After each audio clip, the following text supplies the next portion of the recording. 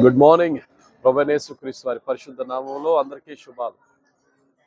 మరి నేను ఇండియా నుంచి బయలుదేరి వెస్ట్ ఆఫ్రికాలో రిపబ్లిక్ ఆఫ్ బెనిన్లో పరిచర్య నిమిత్తం వెళ్తున్నాను. అందువేళ ఎయిర్పోర్ట్ లాంజ్లో ఉండి ఈ యొక్క అనుదిన ఆత్మీయ ఆహారాన్ని పంపుతున్నాను. ఈరోజు మన అనుదిన ఆత్మీయ ఆహారంగా దానియేలు గ్రంథంలో 5వ అధ్యాయం 17వ వచనంలో దానియేలు పలికిన మాటను మనం ధ్యానిద్దాం. అందుకు దానియేలు ఇట్లా, నేను నీ దానములు నీ యొద్ద ఉంచుకొనుము, నీ బహుమానములు మరి ఎవరికైనా ఇమ్ము. అయితే నేను ఈ వ్రాతను చదివి దాని భావమును రాజునకు తెలియజెప్పేదను. ఈ వాక్యం మనం చూసినట్లయితే దానియేలు గ్రంథంలో 5వ అధ్యాయం 17వ వచనంలో మనం చూస్తున్నాం. గమనించిన ప్రియులారా, దానియేలు గ్రంథం 5వ అధ్యాయం మనం చూస్తే బెల్షజర్ అనే రాజు చాలా పెద్ద విందు చేసి యెహోవా దేవుని సన్నిధిలో నెబుకద్నెజరు తెచ్చిన ఉపకరణాలలో మరి ద్రాక్షారసం పోసుకుని తన రాణీలు తాగుతూ దేవునికి విరోధంగా చేసినందుకు దేవుడు బెల్షజర్ని శపించి శిక్షిస్తాడు. అయితే మెనే టెకేల్ పర్సిన్ అనే వ్రాతని చదవగలిగేవాడు ఎవడో కూడా ఆ దేశం లేనప్పుడు దానియేలు పిలిచినప్పుడు దానియేలుకి చాలా ఆఫర్ ఇచ్చాడు, చాలా పెద్ద ఆఫర్ ఇచ్చాడు రాజు. అది చదివితే కనుక, దానికి అర్థం చెప్తే కనుక దేశంలో మరి 3వ స్థానంలో నా తర్వాత వారిని పెట్టి ఓదారంగు వస్త్రాలు ధరించి మరి చాలా గొప్పగా నేను కనపరుస్తానంటే దానియేలు చాలా మ్యాగ్నానిమస్గా మాట్లాడతాడు. ఇక్కడ నాకు చాలా నచ్చుతుంది ఈ మాట. నీ దానాలు, నీ గిఫ్ట్లన్నీ నీ దగ్గర పెట్టుకో, ఐ డోంట్ వాంట్ ఎనీథింగ్.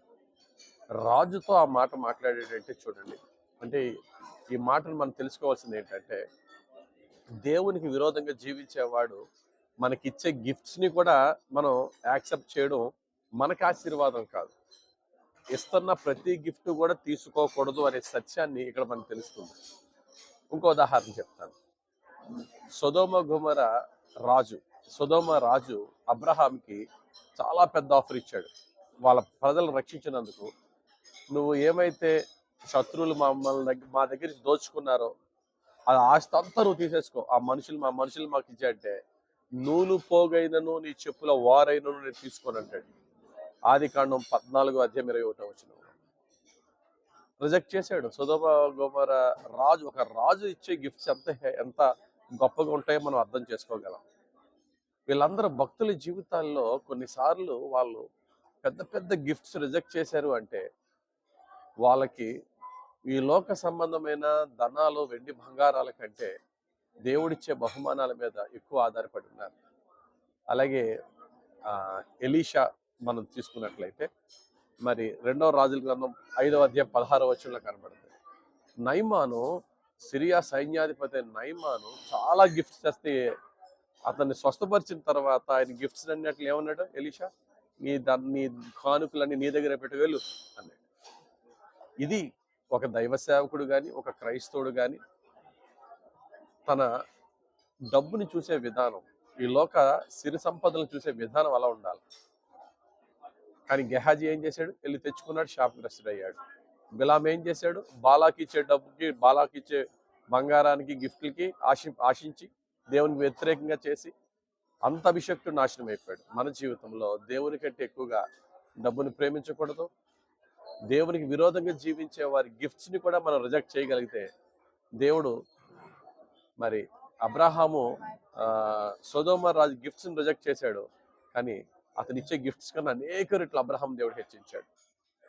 దానియేలు బెల్షజర్ ఇచ్చిన గిఫ్ట్స్ని రిజెక్ట్ చేశాడు, కానీ దేవుడు బెల్షజర్ తర్వాత వచ్చే మాదీలు, పారసీకుల రాజుల కాలంలో కూడా దానియేలు అత్యున్నత స్థానానికి హెచ్చించాడు. ఈరోజు ఈ వాక్యం వింటున్న ప్రతి ఒక్కరు కూడా ఎవరన్నా మనకి ఏదో గిఫ్ట్స్ ఇస్తున్నారంటే వాళ్ళు దేవునికి విరోధంగా జీవిస్తూ మనకి ఏదన్నా ఆఫర్ చేసినప్పుడు థ్యాంక్స్ అండి, వద్దండి అని తప్పుకుంటే దేవుడు ఇంకా గొప్ప గిఫ్ట్లు ఇస్తాడు.